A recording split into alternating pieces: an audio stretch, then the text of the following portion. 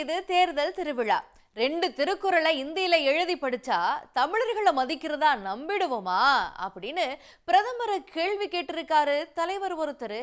இவ்வளோ நாளா சும்மா இருந்துட்டு இப்ப மட்டும் ஏன் இப்படி பேசுறீங்க அப்படின்னு சொந்த கட்சி எம்பிய தலைவர் ஒருத்தர் கண்டிக்க, விசிலுக்கு பதிலா சங்கு ஊதுறாரு அப்படின்னு விஜய விமர்சிச்சிருக்காரு இன்னொரு தலைவர். சொந்த காலில் நிக்கிற நாங்களா அடிமைங்கன்னு எதிர்கட்சி தலைவர் கேட்க, அதிமுக அடிமை கட்சி தான் அப்படின்னு துணை முதலமைச்சர் மறுபடியும் விமர்சிச்சிருக்காரு. இது மாதிரி இன்னும் நிறைய சுவாரஸ்யமான தகவல்களோட இன்னைக்கு தேர்தல் திருவிழாவை பார்க்கலாம். தமிழர்களை எளிதில் ஏமாற்றி விடலாம் என்று கருதித்தான் பாரதியார் பாட்டுக்கள் ஒன்று இரண்டை, திருக்குறளிலே ஒன்று இரண்டை. சொந்த காலில் நிற்கிற கட்சி, உழைப்பாளி நிறைந்த கட்சி. அப்படியா இருக்கிறோம். அப்படின்னா என்னன்னே தெரியாம ஒரு கூட்டம் சொல்லிட்டு விஜய் ஒரு கற்பனை உலகத்தில் இருக்கிறார். ஏதோ என்டர்டெயின்மெண்ட் நினைச்சிட்டு இருக்காங்க. விசில் ஊதுனா தப்பு இல்லை. தன்னை பார்க்க வரக்கூடிய ரசிகர்களுக்கெல்லாம் அவர் சங்கூதக்கூடிய வேலையை செஞ்சுக்கிட்டு இருக்காரு. திடீர்னு அவங்க வர்றாங்க, திடீர்னு அவங்க நாங்க தான் உடனே டெல்லியை விட்டு கிளம்பிடுவாங்க. ரெண்டு பேரும் தேர்தல் முடிஞ்சோடனே டெல்லிக்கு போயிடுவாங்க. எந்த விதமான பிரயோஜனமும் தமிழ்நாட்டுக்கு கிடையாது. வெட்டி செலவு. பாரதியார் பாட்டுல 2, திருக்குறள்ல 1-2 இப்படி இந்தியில எழுதி வச்சு படிச்சுட்டு தமிழர்களை மதிக்கிற மாதிரி பிரதமர் மோடி நடிக்கிறதா திமுக கூட்டணியில் இருக்கிற ஒரு கட்சியோட தலைவர் விமர்சிச்சிருக்காரு. தமிழ்நாட்டுல கூட்டணி ஆட்சிங்கிற பேச்சுக்கே இடம் இல்ல அப்படின்னு அவர் பேசியிருக்காரு. யார் அவரு? தமிழர்களை எளிதில் ஏமாற்றி விடலாம் என்று கருதித்தான் மோடி என்ன செய்கிறார் தெரியுமா? பாரதியார் பாட்டுக்கள் ஒன்று இரண்டை, திருக்குறளிலே ஒன்று இரண்டை எடுத்து இந்தியில் எழுதி வைத்துக் கொண்டு அதை வாசிப்பதன் மூலம் ஏதோ தமிழ்நாட்டுக்கு அவர்கள் தமிழர்களையும் தமிழ்நாட்டையும் மதிப்பதாக ஒரு வேஷம் போட்டுக் கொண்டிருக்கிறார்கள். ஆனால் அடிமுதல் நுனி வரை தகர்க்கிற அந்த உணர்வோடு தான் மறுமலர்ச்சி திராவிட முன்னேற்றக் கழகம் உறுதியாக இருக்கிறது. திராவிட முன்னேற்றக் கழகத்தோடு கொண்டிருக்கக்கூடிய இந்த தோழமை தொடர்ந்து எல்லா சூழ்நிலையிலும் எந்த சூழ்நிலையிலும் தொடரும். வருகிற சட்டமன்ற தேர்தலில் திராவிட முன்னேற்றக் கழகம் தனிப்பெரும்பான்மை பெறும். கூட்டணி மிகப்பெரிய வெற்றி பெறும். மதச்சார்பற்ற முற்போக்கு கூட்டணி. அதில் திராவிட முன்னேற்றக் கழகம் தனித்து பெரும்பான்மை பெற்று ஆட்சி அமைக்கும். கூட்டணி ஆட்சி என்ற பேச்சுக்கே இடமில்லாமல் போய்விடும். கூட்டணி பத்தி எல்லாம் பொதுவெளியில யாருமே பேசக்கூடாது அப்படின்னு தலைமை சொன்னதுக்கு அப்புறமும் மாணிக்கம் தாகூர் பேசிக்கிட்டே இருக்கிறதா கண்டனம் தெரிவிச்சிருக்காரு காங்கிரஸ் கட்சியோட மாநில தலைவரான செல்வ பெருந்தகை. இவ்வளோ நாள் பேசாம இருந்துட்டு தேர்தல் வர்ற நேரத்துல ஏன் சர்ச்சையா பேசணும் அப்படின்னு மாணிக்கம் தாகூருக்கு அவர் கேள்வியை எழுப்பி இருக்காரு. மதுரை மாவட்ட காங்கிரஸ் ஒரு கூட்டம் நடத்தி தீர்மானம் நிறைவேற்றிருக்கிறாங்க. ஆட்சியில் பங்கு அதிகாரத்தில் பங்கு வச்சிருக்காங்க. உங்களோட நாலேஜ் வந்தா எனக்கு தெரியாது. எனக்கு தெரியாது சார், எனக்கு தெரியாது சார். எங்க அகில இந்திய காங்கிரஸ் கமிட்டி தலைமை என்ன வழிகாட்டுகிறதோ அந்த வழிகாட்டுதல் படி இயங்குகிறவர் தான் செல்வ பெருந்தகை, தமிழ்நாடு காங்கிரஸ் கமிட்டி தலைவர். அகில இந்திய காங்கிரஸ் கமிட்டி என்ன எங்களுக்கு வழிகாட்டுதல் கடந்த 17ஆம் தேதி சொல்லிச்சு?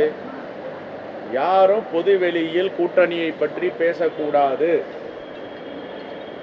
கிளியரா ராகுல் காந்தி அவர்கள் சொல்லியிருக்கிறார், மல்லிகார்ஜுன கார்கே அவர்கள் சொல்லியிருக்கிறார், வேணுகோபால் அவர்கள் சொல்லியிருக்கிறார். இப்போ ராகுல்ஜியை விட மல்லிகார்ஜுன கார்கேயை விட யாராவது பெரியவங்க இருக்கிறாங்களான்னு எனக்கு தெரியல. அகில இந்திய காங்கிரஸ் கமிட்டியுடைய வழிகாட்டுதலை மதிப்பவர். அகில இந்திய காங்கிரஸ் கமிட்டி என்ன சொல்லுதோ அது அந்த வழிகாட்டுதலில் இங்கே அரசியல் பயணத்தை தொடர்ந்துட்டு இருக்கும். அதுக்கு மேலே யாருன்னா பெரியவங்க இருக்காங்கன்னா எனக்கு தெரியல. நம்பர் 1. நம்பர் 2, 5 நபர் கமிட்டி திரு கிரீஷ் சோடங்கர் தலைமையில் நியமித்திருக்கிறார். அந்த கமிட்டி பேச்சுவார்த்தை நடந்து கொண்டு இருக்கிறது. ஓகே, பொது வெளியில் பேசுறதுக்கு என்ன இருக்குது? இவ்வளோ காலம் பேசாமல் இப்போ தேர்தல் நடக்கும்போது எதுக்கு இதெல்லாம் பேசணும்? பேசுவதை அவாய்ட் பண்ணணும். ஏற்கனவே அகில இந்திய காங்கிரஸ் கமிட்டி தலைமை ஒரு வழிகாட்டுதலை சொல்லியிருக்கு. பொது வெளியில் பேசக்கூடாது. எங்கள் தலைவர் ராகுல் காந்தி அவர்கள் தொடர்ந்து பேசுகிறார். நீங்கள் பொது வெளியில் எதை பேசணுமோ பேசணும். அறைக்குள்ளே பேசுகிறத பொது வெளியில் பேசணும். எங்களுக்கு என்ன தேவைன்றது எங்களுக்கு தாயும் தந்தையுமாக இருக்கின்ற அகில இந்திய காங்கிரஸ் கமிட்டிகிட்ட சொல்லுவோம். நாங்கள் அவங்க வழிகாட்டுதல் தான் நடக்கணும். எனக்கு பேச தெரியும், நான் என்ன ஒன்றாலும் உங்கள் முன்னாடி பேசினேன்னா அதுக்கு எதுக்கு கூட்டணி? அதுக்கு என்ன முறை? அது என்ன ஜனநாயகம்? நாங்க எங்க சொந்த கால்ல நிக்கிறோம், எங்களை பார்த்து அடிமை கட்சின்னு முதலமைச்சர் பேசுறாரு அப்படின்னு கொந்தளிச்சிருக்காரு அதிமுக பொதுச் செயலாளரான எடப்பாடி பழனிசாமி. அதிமுக சுதந்திரமான கட்சி அப்படின்னு அவர் பேசிட்டு இருக்காரு. முன்னேற்ற கழகம் பாரதிய ஜனதா கட்சிக்கு அடிமை என்றும், அதோட அண்ணா திமுக பாரதிய ஜனதாவுடைய கிளை அமைப்பாகவும் செயல்படுவதாக ஒரு தவறான செய்தியை அவதூறு பிரச்சாரத்தை பரப்பி வரார். நாம் அப்படியா இருக்கிறோம்? சொந்த காலில் நிற்கிற கட்சி அண்ணா திமுக கட்சி, உழைப்பாளி நிறைந்த கட்சி, இளைஞர் பட்டாளர்கள் நிறைந்த கட்சி, ஒன்றிய கமல் புரட்சி தலைவர் எம்ஜிஆர் தோற்றுவித்த இயக்கம், அம்மா கட்டி காத்த இயக்கம், ஏழைகளை ஏற்றம் செய்த இயக்கம் அண்ணா திமுக இயக்கம். அப்படிப்பட்ட இயக்கத்தை பார்த்து திரு ஸ்டாலின் அவர்கள் ஒரு அவதூறு பிரச்சாரத்தை பரப்பி வருகிறார். அண்ணா திமுகவை பொறுத்த வரைக்கும் யாருக்கும் அடிமை இல்லை, சுதந்திரமாக செயல்படுகிற கட்சி. என்னதான் அதிமுக சொந்த கால்ல நிக்குதுன்னு எடப்பாடி பழனிசாமி சொன்னாலும் அதெல்லாம் இல்ல, அதிமுக அடிமை கட்சி தான் அப்படின்னு மறுபடியும் ஒரு தடவை விமர்சிச்சு பேசி இருக்காரு துணை முதலமைச்சர் உதயநிதி ஸ்டாலின். லட்சியம், கொள்கை, கோட்பாடு இதெல்லாம் இல்லாம ஒரு கூட்டம் சுத்திக்கிட்டு இருக்கிறதா தாவேகாவையும் அவர் விமர்சிச்சு பேசி இருக்காரு. பாஜக அதிமுகவோட கூட்டணி வச்சிருக்கிற கட்சிகள், கூட்டணி வச்சிருக்கக்கூடிய தலைவர்கள், நீங்களே யோசிச்சு பாருங்க. ஒவ்வொருத்தரும் இன்னொருத்தரை எப்படி எல்லாம் புகழ்ந்து பேசினாங்க 2 மாசத்துக்கு முன்பு, 3 மாதங்களுக்கு முன்பு. நான் என்ன சொன்னாங்கன்னு மட்டும் சொல்றேன், யார் பேசுறாங்கன்னு நீங்களே கண்டுபிடிச்சுக்கோங்க. இப்ப கூட்டணி இருக்கக்கூடிய ஒருத்தர் சொன்னார், திரு எடப்பாடி பழனிசாமி அவரோட கூட்டணி வைக்கிறதுக்கு தூக்குல தொங்கிடலாம். சொன்னது யாரு? இன்னொருத்தர் இருக்கிறார், அவர் சொன்னார், திரு எடப்பாடி பழனிசாமி அவர்களுக்கு எந்த அருகதையும் கிடையாது, ஒரு கவுன்சிலர் அவருக்கு ஒரு தகுதி கிடையாது, அவர் ஒரு டயர் நக்கி அப்படின்னு சொன்னது யாரு? இந்த லட்சணத்துல தமிழ்நாட்டுக்கு டபுள் இன்ஜின் சர்க்கார் வேண்டும் திரு மோடி சொல்றாரு. திரு மோடி அவர்களே, முதல்ல உங்க வண்டியோட டயர்களை பாருங்க. தமிழ்நாட்டில் நீங்க கூட்டு சேர்ந்துக்கக்கூடிய எல்லாருமே பஞ்சரான டயர்கள். உங்களுடைய பஞ்சரான டயர்களும் பங்கன் ஆகாத டப்பா இன்ஜினும் தமிழ்நாட்டில் என்னைக்கும் ஓடவே ஓடாது.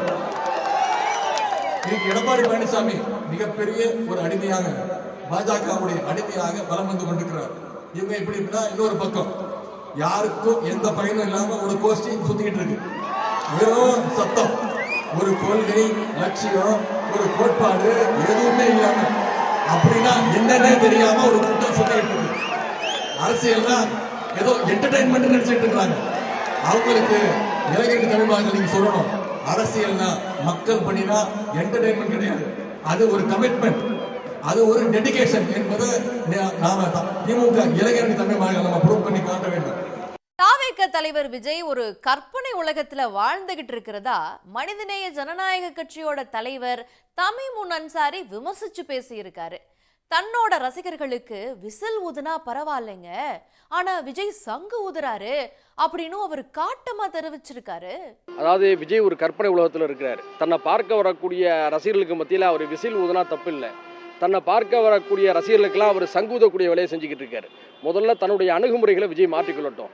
விஜய் இவ்வளவு விமர்சனம் பண்றாருல, இதே மதுரை மண்ணில் நாங்கள் சவால் விடுறோம், விஜய் பத்திரிகையாளர்களை சந்திக்க சொல்லுங்க, பத்திரிகையாளருடைய கேள்விகளுக்கு முதல்ல விஜய் பதில் சொல்லுங்க, அதன் பிறகு விஜயுடைய கருத்துக்களுக்கு நாங்கள் பதில் சொல்றோம். தேர்தல் சமயத்துல பிரதமரும் உள்துறை அமைச்சர் அமித்ஷாவும் அடிக்கடி வந்து போறதால எந்த உபயோகமும் தமிழ்நாட்டுக்கு இல்ல அப்படின்னு பேசியிருக்காரு தேசிய கட்சியோடைய மாநில செயலாளர் ஒருத்தர். யார் அவர்னு பாருங்க. இங்க தமிழ்நாட்டுக்கு மட்டும் இல்ல, தேர்தல் எங்க நடந்தாலும் உடனே டெல்லியை விட்டு கிளம்பிடுவாங்க 2 பேரும். தேர்தல் முடிஞ்ச உடனே டெல்லிக்கு போயிடுவாங்க. அதுதான் உங்களுடைய வழக்கம். அதே தான் சட்டமன்ற தேர்தல் இங்கே வரப்போகுதுன்றதுனால இனிமேல் அடிக்கடி வந்துக்கிட்டு தான் இருப்பாங்க. அவங்க வர்றதுனால எந்த விதமான பிரயோஜனமும் தமிழ்நாட்டுக்கு கிடையாது, வெட்டி செலவு. நல்ல வேலை தமிழ்நாட்டுக்கு முதலமைச்சர் அப்படிங்கறதோட நிறுத்தி இருக்காரு, அமெரிக்காவுக்கு அதிபர்னு எதுவும் சொல்லலையே அப்படின்னு தாவேக தலைவர் விஜய கிண்டல் பண்ணி இருக்காரு அதிமுகவை சேர்ந்த முன்னாள் அமைச்சர் ஒருத்தர். அவர் என்ன சொன்னாருன்னு பாருங்க. எந்த விதமான மக்கள் தொண்டும் அவங்க செய்யவே இல்லை. திடீர்னு அவங்க வர்றாங்க, திடீர்னு அவங்க நாங்க தான்றாங்க. நல்ல வேலை தமிழ்நாட்டுக்கு முதலமைச்சர் சொன்னாங்க. இல்லைன்னா அமெரிக்காவுக்கு ஜனாதிபதி நாங்க தான் கூட சொல்லுவாங்க. அதை பத்தி நமக்கு கவலை இல்லை. நமக்கு போட்டி, நமக்கு எதிரி புரட்சித்தலைவர் காலம் தொட்டு, அம்மா காலம் தொட்டு திராவிட முன்னேற்ற கழகம் தான், கருணாநிதி கட்சி தான். இது மாதிரி இன்னும் நிறைய சுவாரஸ்யமான அரசியல் கண்டென்ட்களோட உங்களை தினமும் வந்து தேர்தல் திருவிழால சந்திக்கிறோம். நன்றி, வணக்கம்.